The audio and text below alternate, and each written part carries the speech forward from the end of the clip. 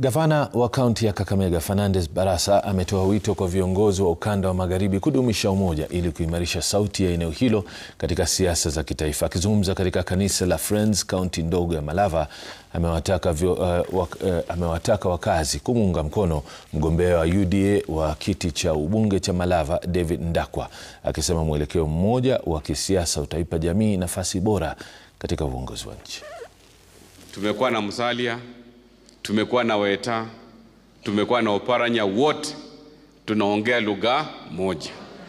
Na mimi nataka hiyo unity ya Mulembe Nation iendelee even after 27th of November.